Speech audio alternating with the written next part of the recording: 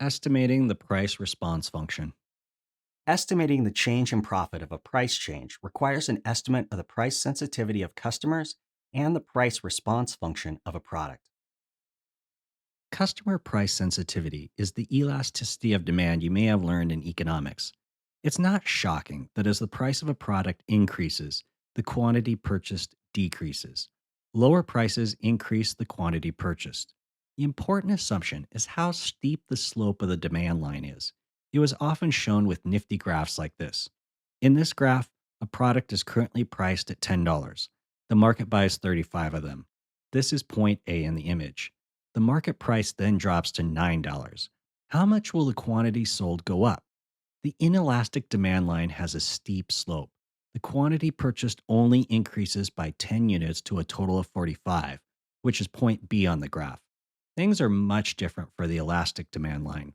The quantity purchased shoots up to 70 units. What happens to profits for suppliers of the product? A price increase for a product with an elastic demand curve may cause an increase or a decrease in profit. The decrease in units sold may be so large that the loss margin on them is larger than the price increase from the rest of the units. A similar dynamic occurs with a price decrease for a product with an inelastic demand curve. The additional margin from a small number of additional units may not be bigger than the sum of the decrease in price of the existing units. This is the danger of point B in the previous image. A price increase for a product with an inelastic demand curve and a price decrease for a product with an elastic demand curve both usually increase contribution to profit. Still, a price decrease that causes the margin per unit to be small to negative could cause profits to decrease for items with an elastic demand curve. A price increase at the far left, in other words, the low quantities and high price of an inelastic curve, may cause a small decrease in units, but it's a big percentage of sales and potential profits. The takeaway so far is that a price increase or decrease can cause profit to go up or down depending on the slope of the demand curve. If you know the demand curve, you can predict whether a price change is profitable. There's a problem. No one really knows the demand curve. Some price testing can help us estimate whether a price change is profitable, but I'll talk about that later. The price response function is similar to the elasticity of demand, except the price response function specifies the demand for a product of a single seller as a function of price. The key difference is that the price response function is for a single seller. Elasticity captures the dynamic of a market comprised of all sellers. Why does the difference between the elasticity of demand and the price response function matter? Different products and different companies have different price response functions, even though they are in the same market. Estimating the price response function helps a company better project sales volumes at a new price, which is important for deciding whether to change prices.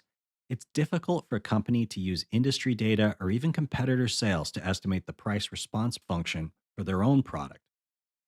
A company that reduces its price for a product may increase the overall customer demand for a product and or take sales from other companies. As seen in this course, customers assess the price volume trade-off of one product by comparing it to the price of a reference product plus the perceived net differentiation value. The price response function greatly changes when pricing is near competitors' prices. Instead of the shape of the elasticity of demand curves, the price response graph looks like this. The first thing I want to point out is that price and quantity have switched axes from the elasticity of demand graph. Price has moved to the x axis, quantity is on the y axis. For whatever reason, elasticity of demand graphs and price response graphs usually put price and quantity on opposite axes. It's yet another way that very smart people confuse the rest of us. Now that we have our bearings, let's look at what the graph tells us. Let's break the price response graph into three sections titled A, B, and C. I'll note pricing considerations for each section of the graph. Section A. Prices are so low that few competitors exist. Companies must be very efficient to be profitable in this area. The price response is very low, so driving prices lower won't likely drive large amounts of sales. At a certain price, further reductions are devastating to profits because they don't drive enough volume to offset the price cannibalization. At an extreme, growth in volume doesn't come from other companies, but from attracting customers with a low willingness to pay in the market. Section B. The middle part of the graph is very competitive. Small changes in price may cause large changes in volume. That assumes no one in the market changes their price in response. A reduction in price might be countered by one or more of the many competitors, so the price response is zero. Everyone makes less money. The lower prices might attract a few more buyers in the market via the elasticity of demand, but it likely won't be enough to offset the price cannibalization. In this scenario, the whole curve slides to the left. Section C. The right side of the graph is where companies that charge premium prices live. Through marketing and or the perceived high value provided, they can demand high prices. The customers of these companies might be very loyal. They may find identity with a group or status by buying the company's product even at such a high price. Raising prices will cause little change in the quantity that's sold. What kills these products is when they are sucked into the middle of the graph. Competitors in the middle improve the value of their products. They build trust and loyalty with customers. If the premium competitor lowers their price in response, they lose much profit to cannibalization, so they don't change their price until forced. However, these premium products often have high costs, either direct costs or indirect marketing and sales costs. They can't be sold profitably when prices decrease, even when sales units increase as they are pulled into the middle of the market. Competitors with lower costs in the middle of the market then make higher profits and survive. The shape of the price response curve greatly changes across big price changes. The range of the highest price response is where competition is fiercest. Expected large volume changes there could be negated by competitor price matching. There is a term in chess called downboard thinking. This means considering not just your next move, but the array of your moves and competitor reactions over a few moves. Pricing requires the same thinking. I'll talk later about testing the price response function. You may be able to estimate the volume changes from small price changes absent competitor reactions. Extrapolating the volume changes from small changes in price to a large change in price is very difficult. In other words, a large price decrease or increase may not cause the change in sales units a company expects. The price response graph for low priced products that are frequently purchased is closer to the smooth line graph I just talked about. Pricing for these is usually set with list prices set by a committee, department, or team. Large dollar purchases made infrequently have a very different graph. At an extreme, it looks like this. Either you get the deal or you don't. In those cases, you might have to use historical bid history to inform pricing, but it will take expert opinions from either a single salesperson or a group to determine the bid price. Narrow framing limits one's vision to each decision. Broad framing sees each decision in the context of other decisions. Broad framing judges the performance of a group of decisions as a whole. Narrow framing puts great pressure on getting each deal. This causes sellers to be risk averse to losing the deal, which leads to lower pricing. The focus becomes pricing tactics. Price cuts and discounts become very tempting. A broad view frame changes the focus from tactics to strategy. The pricing response curve is perceived as the smooth curve pictured earlier. You win some deals and you lose some deals. But the pricing strategy holds you at the optimum price at a minimum expected volume over the long term. If the projected volume at that price looks like it won't be achieved over the long term, then the strategy needs to be adjusted. Sales goals and commissions for individual performance versus team based or profit based incentives may detract from broad view thinking. Customers tend to be more price sensitive in various situations and under certain conditions. This can change the elasticity of demand and or the price response function. Here are some factors that can contribute to increased price sensitivity. During economic downturns or periods of financial uncertainty, customers often become more price sensitive. When people are worried about their financial security, they are more likely to seek out lower prices and discounts. Customers with lower income levels tend to be more price sensitive compared to those with higher incomes. For individuals or households on a tight budget, the cost of a product or service can be a significant factor in their purchasing decisions.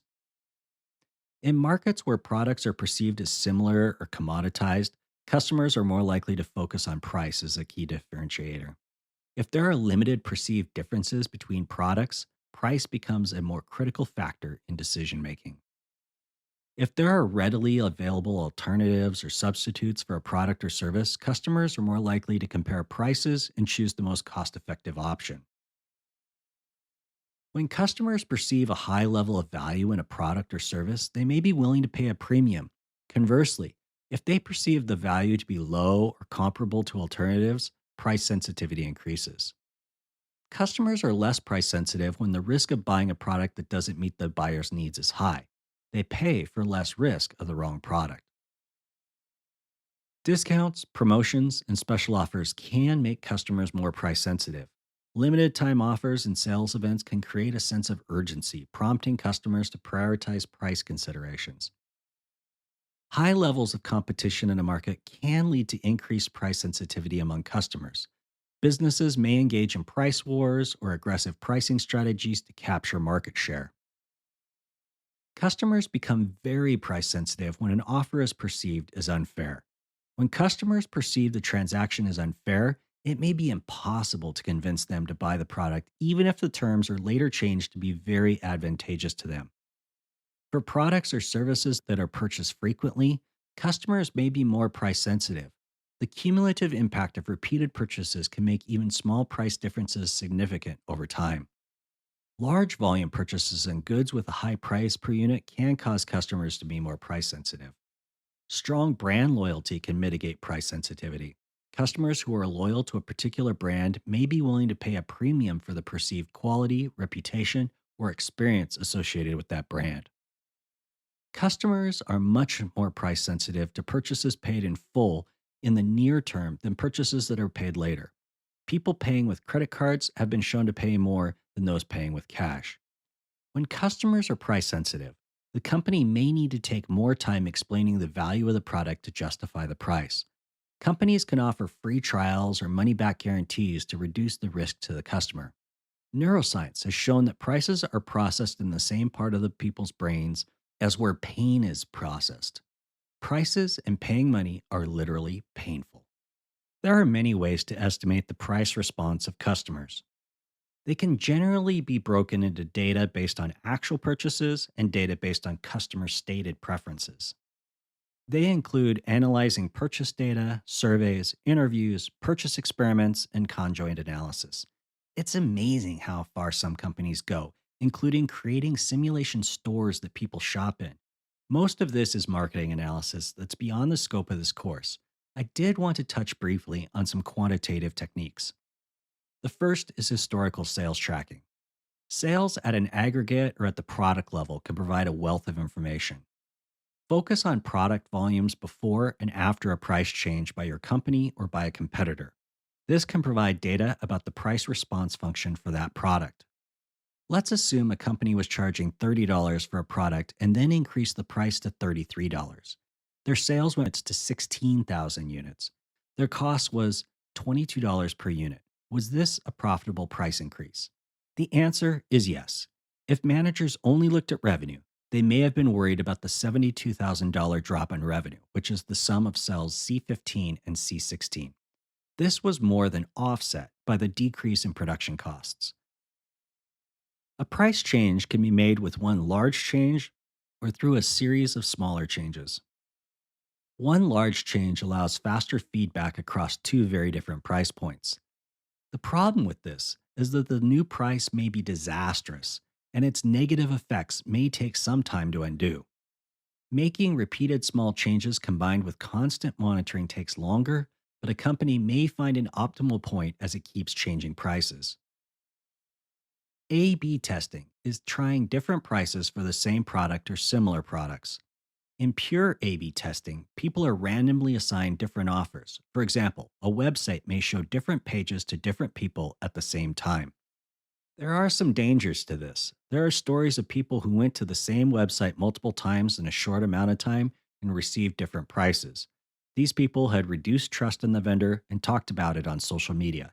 The company must be very careful not to appear unfair on who gets the higher and lower pricing.